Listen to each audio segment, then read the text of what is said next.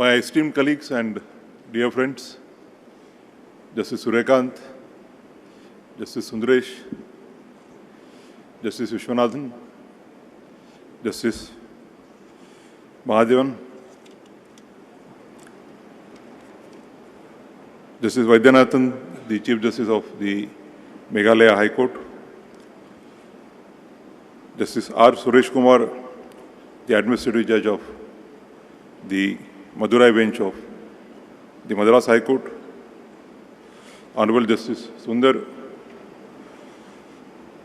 Honorable Justice R. Subramaniam, all other my esteemed brothers and sisters, past and present from Madras bench of Madras High Court, including those sitting at the Madurai bench, the Learned Advocate General for the State of Tamil Nadu, Mr. Raman, the Learned Additional Solicitor General of India, Mr. Sundaresan, the law officers of the state government as well as the Union of India, the office bearers of various lawyers' organizations, the respected senior advocates, the members of the bar, registry, the Registrar General and the other registrars, both at Chennai and Madurai, the staff of the High Court, and dear friends. We are almost here for last 4.5 hours and much past the lunch time. I think you also have lunch time at 1 o'clock. And therefore, I would not like to be here for long and detain you for your lunch. I'd like to follow my predecessor, Justice Suryakant, and try to be brief. In any case, as a last speaker, after listening the erudite speeches of so many learned judges and the members of the bar, it is difficult to speak. As a matter of fact, when around 15-20 days back, Justice Mahadevan, the then acting Chief Justice of the Madras High Court, had called me to invite me, and on account of prior commitments, I had said that though I would have allowed to come, but it may not be possible. But then Justice Sundaresh, with whom I had the pleasure of sitting together, and we shared a wonderful bonding on the bench, and of course, out of the bench also, he called me and said that you have to come, and then I had to abide by his mandamus. And I think if I would have not done that, I would have missed a lot. It's a great pleasure for me to be with you all on this august occasion. My another friend from Tamil Nadu, from whom I learnt, from his arguments I learnt, and now presently have the pleasure of learning from him as a partner on the bench, Justice Vishwanathan, was another reason to bring me here. And the foremost reason is that when Justice Mahadevan rang me about a week back to finalize about the nitty-gritties of the function, so we discussed, and then while putting off the phone, I told him, but now one change you will have to make is that though you are there as the acting Chief Justice, in the invitation card, you will have to print your name as a guest. And I'm happy that all of us have brought a gift for you in the nature of Justice Mahadevan as the Judge of the Supreme Court of India. I wholeheartedly congratulate Justice Mahadevan on behalf of all of you, on behalf of all of us, and wish him a long and very fruitful career as a judge of the Supreme Court. We assemble here to celebrate the completion of 20 years of the establishment of the Madurai bench. As the learned Advocate General stated, it was very difficult to pronounce the term Vigentennial, because this was for the first time that I came across such a phrase. And I must congratulate, I think, Justice Suresh. It's his brainchild. I am a staunch supporter of the benches. When I was a judge of the Bombay High Court at one of the conferences, a very senior, there was a debate, one of the sessions was as to whether there should be benches of the High Court or not. One of the senior lawyers, I won't name him because he's still practicing in the Supreme Court, he accused that the Aurangabad bench of the Bombay High Court was nothing else but an elevated district court. And fortunately, since I was a judge, I was to speak after him. And I replied, I denied the accusation.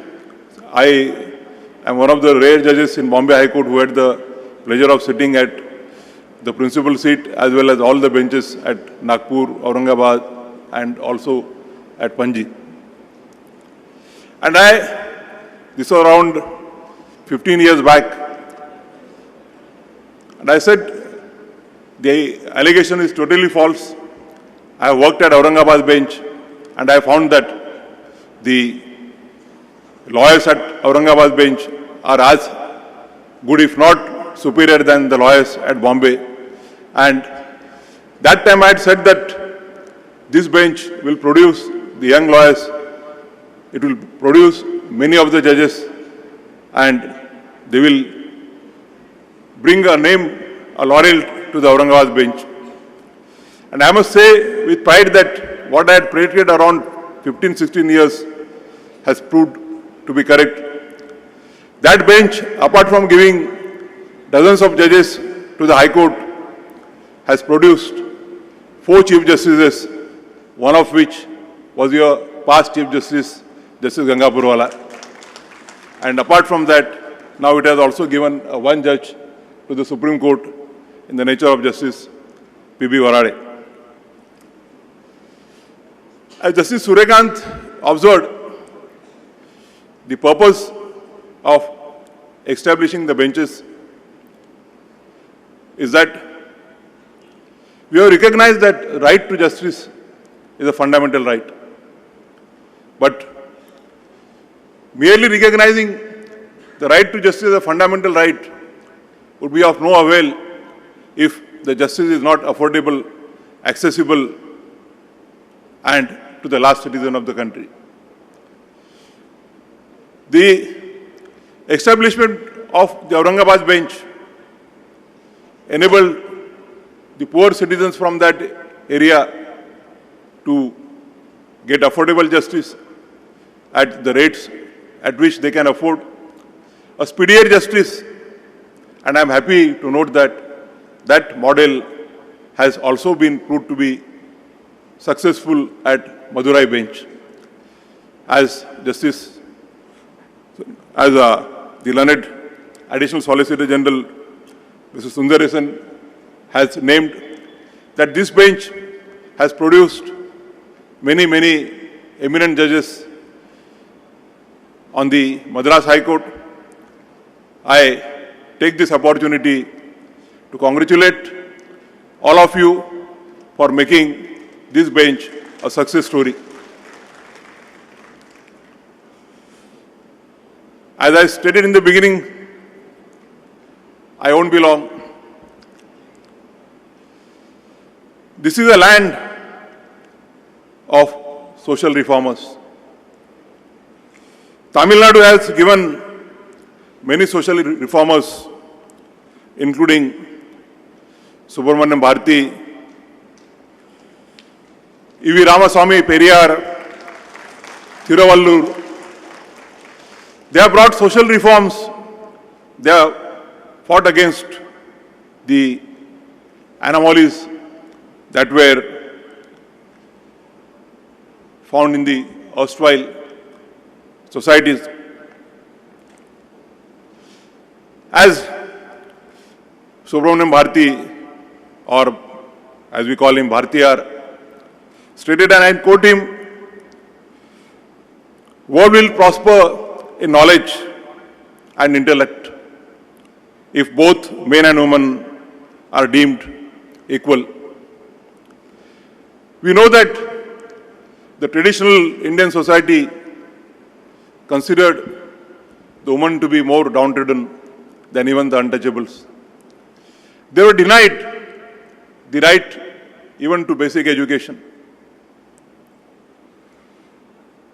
Our society was riddled with inequalities, untouchability, and in that light, what Periyar says is very relevant. And I quote him, "Man is equal to man. There should be no exploitation. One should help the other. No one should harm anybody. Generally, there should be no room for grievance or complaint from anybody. Everybody should live and let live. Otherwise, with a national spirit." And therefore, we find that the ideas of these great social reformers, not only from Tamil Nadu, but from the other parts of the country, including Maharashtra, like Dr. Babasaheb Ambedkar, Mahatma Jyotiba Phule, they have found place in the Constitution. Article 14 is the epitome of equality, which Periyar and Bhartiyar propheted centuries back.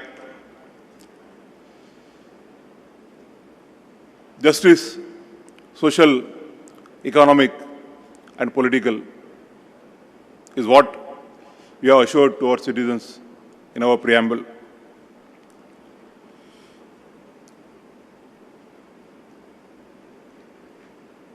On this occasion, I recollect what Dr. Ambedkar had said on 25th of November 1949 in his last speech in the Constituent Assembly. He stated that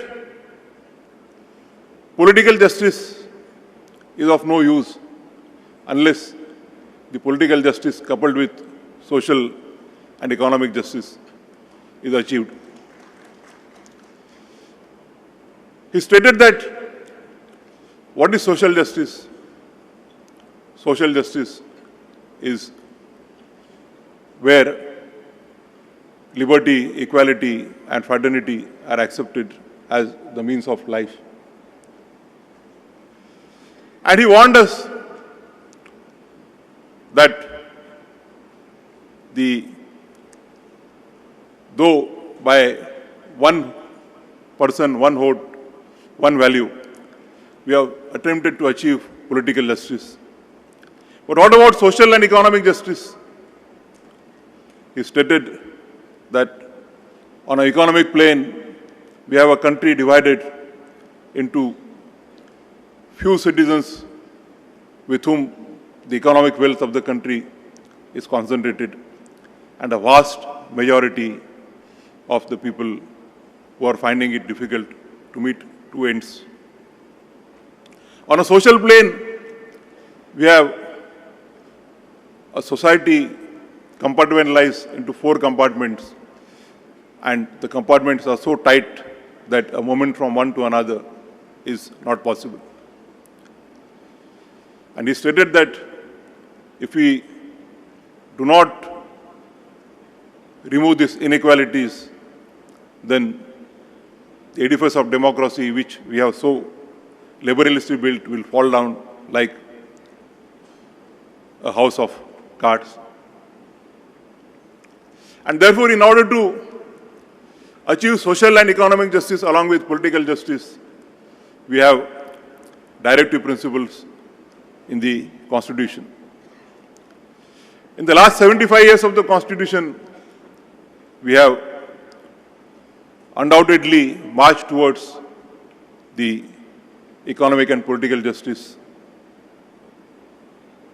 The executive, the legislature, as well as the judiciary. It's a different topic.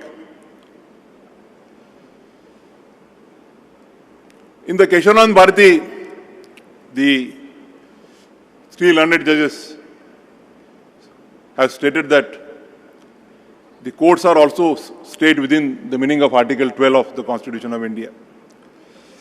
And therefore, Justice Matthews, Justice Beg, they stated that when the courts are discharging their duties, they are also bound by the directive principles as enshrined in Part 4 of the Constitution.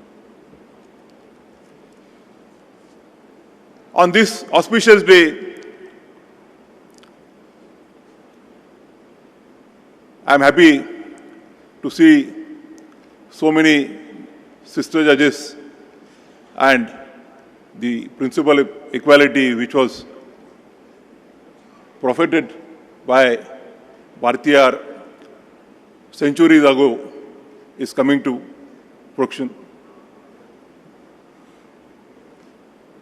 Justice Vishwanathan introduced me to his friend, class friend, a senior counsel, Krishnaveli, and after introduction he said that she is also a president of Women's Bar Association, and she declined to take note of that, and that is, I think, that is the success of women empowerment.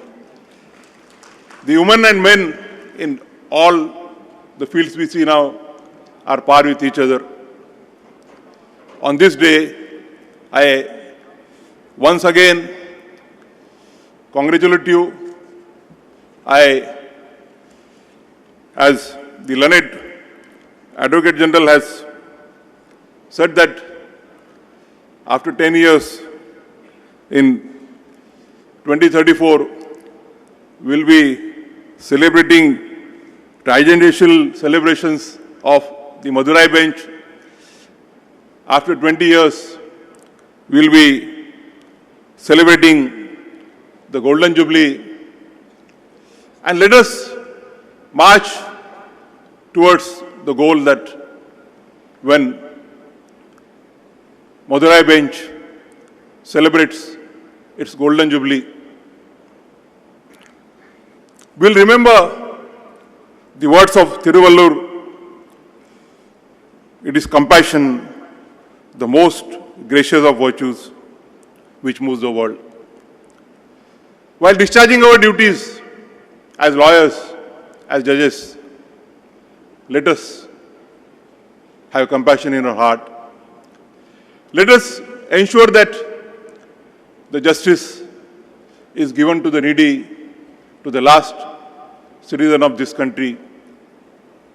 Let us hope and pray that when in 1954 we celebrate the Golden Jubilee of the Madurai bench, it will be remembered as the bench which has become a beacon in fulfilling the promise of social and economic justice as enshrined by the framers of the Constitution. Thank you very much. Mikka Nandru, Mikka Nandru.